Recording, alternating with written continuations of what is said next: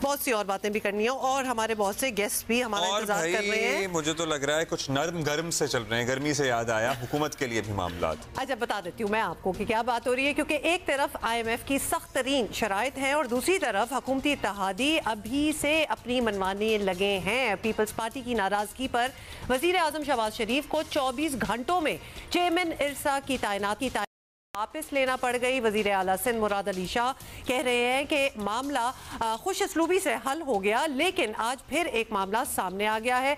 कौमी असम्बली के इजलास में 7 ऑर्डिनेंस पेश हुए तो अपोजिशन के साथ साथ पीपल्स पार्टी भी मुखालफत में नजर आई। ऑब्वियसली ये जब इत्तेहादी हो तो आप वैसे जब कौमी असम्बली है करते नहीं और बनी गई है तो फिर क्यों ऑर्डिनेंसेस के जरिए कानून साजियां की जा रही हैं? उधर IMF का वफ्द पाकिस्तान में है और IMF के साथ मामला तय करने में भी हुकूमत और पीपल्स पार्टी में इख्तलाफात के इम्कानात मौजूद हैं। IMF का वफ्द पाकिस्तान में, उधर PTI IMF के दफ्तर के बाहर है, वो वहाँ पे एहतजाज कर रहे हैं, उन्होंने वहाँ रौला डाला हुआ है। खैर, अपोजिशन कह रही है यहाँ पे असम्बली में हुकूमती इत्तेहादियों में दरारें पड़ रही हैं। इस वक्त की हुकूमत जो ये एक कठपुत करा और ये बैसाखियों पे चलने वाली हुकूमत, इस सो कॉल्ड हुकूमत के अंदर भी मुख्तलिफ डिसेशंस यानी कि दरारें पड़ी हुई हैं। मुस्लिम लीग नून पीपल्स पार्टी की पीठ पे खुरा खोब रही है और पीपल्स पार्टी मुस्लिम लीग नून की पीठ के अंदर छुरा खोब रही है।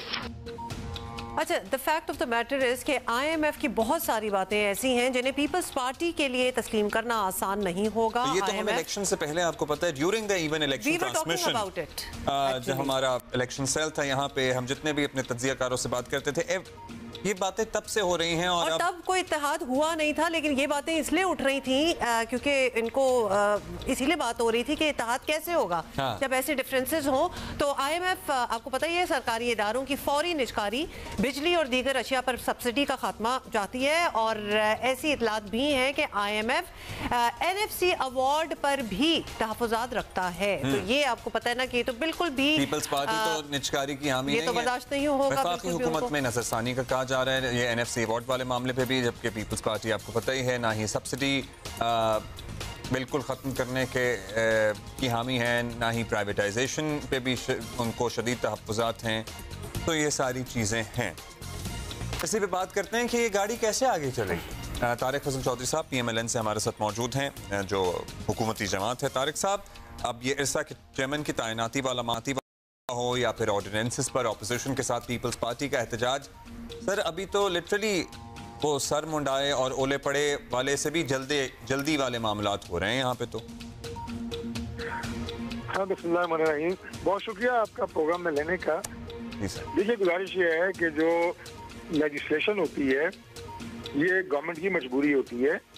कोई भी अपने शौक से ये चीज़ें नहीं करता कि जिससे अपोजिशन को आप ये कहें कि कोई इश्तिहाल दिलाने की नीयत होती है, ऐसा नहीं होता। कुछ ऑर्डिनेंसेस ऐसे आज के लेजिस्लेटिव बिजनेस में थे कि जो जिनकी मुद्दत जो है वो पूरी हो रही थी और उनकी एक्सटेंशन जो है वो पार्लियामेंट ही कर सकती है, वरना वो मनसूख तस्वर किए जाते हैं। जहाँ तक अपोजिशन का ताल्लुक है, अल्लाह करे कि ये अपोजिशन एक ऐसी अपोजिशन साबित हो कि जो गवर्नमेंट की अगर किसी जगह के ऊपर इन्हें नजर आए कि किसी पॉलिसी में कमी है तो उस पर पॉजिटिव अपनी इनपुट दें, बेशक एहतजाज की शक्ल में दें, लेकिन अभी तो अपोजिशन तो चले बरसरे एहतजाज है ही, लेकिन हम पीपल्स पार्टी की बात कर रहे हैं जो भी अपोजिशन के हम आवाज थे इन ऑर्डिनेंसेस के मामले पे भी, और इरसा चेयरमैन की तैनाती वाला मामला भी 24 घंटे में वापस हो गया। की पहले बात कर लेते हैं, क्या ये कंसल्टेशन में चेयरमैन का नाम आना चाहिए था? ऐसी आपका इत्तेहाद है पीपल्स पार्टी के साथ कि हर चीज की कंसल्टेशन होनी चाहिए, क्योंकि वहां नाम डाला गया, वहां एहतजाज किया और वापस लेना पड़ गया।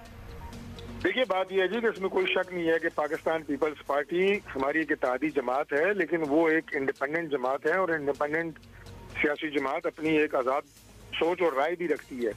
और हमें खुशी है कि अगर किसी जगह के ऊपर हमारी, यही तो बात मैं अपोजिशन के हवाले से भी कह रहा हूँ कि चाहे हमारी इत्तेहादी जमात हो या अपोजिशन हो, अगर गवर्नमेंट की किसी पॉलिसी, किसी स्टेप के ऊपर अगर उन्हें एतराज़ हो और वो अपनी इनपुट देना चाहें तो वो ज़रूर दें, और उसे हम इत्तेहादियों को तो वेलकम करेंगे, लेकिन मैं आपको पूरा यकीन दिलाता हूँ कि हम अपोजिशन की भी मस्बत राय को, जो कि फ्रूटफुल हो सकती है, गवर्नमेंट के मामला चलाने में या किसी पॉलिसी को बेहतर बनाने में उसे इम्प्लीमेंट किया जाएगा। ये बिल्कुल बड़ी एक खुली आप ये कहें कि बात है हुकूमत की तरफ से, और बड़े खुले जहन के साथ ये हुकूमत चल रही है।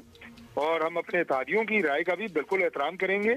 अगर हमारी किसी हुकूमती पॉलिसी की उसको तनकीद करेंगे, अपनी इनपुट देंगे और उससे इख्तिलाफ करेंगे तो बिल्कुल उनका उसका रिगार्ड किया जाएगा। तो इन दैट केस राय को इनकॉर्पोरेट किया जाएगा। तारिक फजल चौधरी साहब, इन दैट केस IMF से जो बातचीत होनी है उसमें किस तरह इत्तेहादियों को खुश किया जाएगा? क्योंकि अगर इस वक्त देखा जाए तो जो IMF मांग रहा है, इत्तेहादी यानी पीपल्स पार्टी जो है वो तो उसके काफी अगेंस्ट है। निजकारी के हवाले से बड़े उनका अपना बड़े वोकल है। निजकारी के हवाले से उनका अपना पॉइंट ऑफ व्यू है, सब्सिडी के हवाले से उनका अपना पॉइंट ऑफ व्यू है जो कि अलाइन नहीं करता IMF की डिमांड्स और PMLN और NFC अवार्ड की तरफ तो सोचिए भी नहीं, ये भी कहते हैं। चूंकि निजकारी का मामला जो है ये बड़ा एक सेंसिटिव मामला है, this is not a political debate, लिहाजा मैं इसके ऊपर अपनी कोई सियासी राय तो नहीं दूंगा। लेकिन मैं आपसे सिर्फ एक मासूमाना सवाल करता हूँ कि कल मैं एक बहुत जिम्मेदार ऑफिसर जो कि निजकारी से मुतल्लिका इशू के ऊपर काम कर रहे हैं, उन्होंने मुझे बताया कि PIA का खसारा 500 अरब से बढ़ चुका है। जहाज आपके 80% ग्राउंड हो चुके हैं और अब क्या चाहते हैं, यानी ये खसारा 500 अरब से 800 अरब हो, फिर 1600 अरब हो। नहीं सर, ये तो सफेद हाथी हैं, ये तो लिटरली इनसे तो जान छुड़ानी चाहिए। लेकिन ये आपने हमें तो नहीं समझाना, ये तो आपने पीपल्स पार्टी को समझाना। नहीं, मैं आपको याद कर रहा हूँ कि मैंने आपके सामने सिर्फ एक छोटा सा फैक्ट रखा है जो कि एक हकीकत है। अब पाकिस्तान पीपल्स पार्टी की अगर इससे कोई मुख्तलिफ राय है तो वो हमारे इत्तेहादी हैं। मैंने कहा उनके साथ बैठेंगे, उन्हें कायल करने की कोशिश करेंगे, और अगर उन्होंने हमें कायल कर लिया कि नहीं जी फलां जगह से 500 अरब रुपया अदा भी किया जाएगा या अदा हो सकता है और PIA अपने पाँव पे खड़ी हो जाएगी और दोबारा ये एक बेहतरीन एयरलाइन बनेगी, तो हमारी कोई खुदा न खास्ता अपने किसी इदारे के साथ कोई जाती जंग तो नहीं है। अच्छा, ये जो थोड़ा सा हल्की फुल्की मौसीकी है ना, इस पे जाहिर है पाकिस्तान तहरीके पाकिस्तान को इंसाफ जो है। तारिक साहब, अब ये जो भी आपके अभी तक मामलात सामने आए हैं, इस पे तो PTI के हिमायत याफ्ता या PTI के लीडरान जो हैं वो कह रहे हैं कि भाई ये तो 5-6 महीने भी नहीं चलेगा इत्तेहाद। तो आपको लगता है कि आप लोग अपना टर्म मुकम्मल कर पाएंगे अपने इत्तेहादियों को साथ लेकर? हालात ऐसे नजर आ रहे हैं अभी से, क्योंकि साइंस आना शुरू हो जाते हैं शुरू में ही किसी भी चीज का, रेड फ्लैग जिसे कहते हैं ना। पहली बात तो ये है कि इंशाल्लाह ये गवर्नमेंट अपनी मुद्दत पूरी करेगी, हम अपने इत्तेहादियों को बिल्कुल साथ लेके चलेंगे। लेकिन एक जो बेहतरीन गवर्नमेंट होती है वो नहीं होती जो अपने इत्तेहादियों की या मेजॉरिटी को खुश करने के लिए हुकूमत हो, तो वो होती है जो मुल्क के मफाद में अगर कोई मुश्किल फैसले भी हैं और अगर अपने इत्तेहादियों को यकीनन उन्हें कायल करके साथ उन फैसलों की तरफ लेके जाए जो मुल्क के लिए बेहतर हों, ऐसी पॉलिसीज अपनाए जो मुल्क के लिए बेहतर हों। अगर हमने एक दूसरे को प्लीज करना है, एक दूसरे को राजी रखना है, खुश रखने के लिए गवर्नमेंट बनी है, तो फिर तो ये 20 साल भी चल सकती है। लेकिन उसमें जो कचूमर निकलेगा आवाम का और जो मुल्क की मईशत का पट्टा बैठेगा उसका कौन जिम्मेदार होगा? इसलिए हम होश से काम ले रहे हैं, जोश से काम नहीं ले रहे।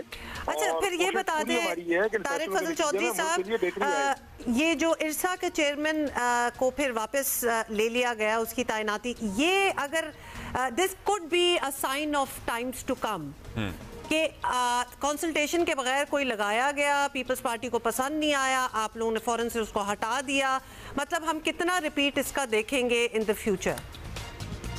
देखें, अब केस टू केस बेसिस के ऊपर तो जाहिर है इसके मेरिट्स और डीमेरिट्स पे बात करना मुश्किल होता है कि किस केस में किसके क्या मेरिट थे और किसके क्या डीमेरिट थे। लेकिन मैंने आपको ओवरऑल एक जनरल पॉलिसी बता दी है कि उसमें इत्तेहादियों को साथ लेके चलना ये हमारी अव्वलीन तरजीह है, लेकिन प्रायोरिटी जो है वो मुल्क है।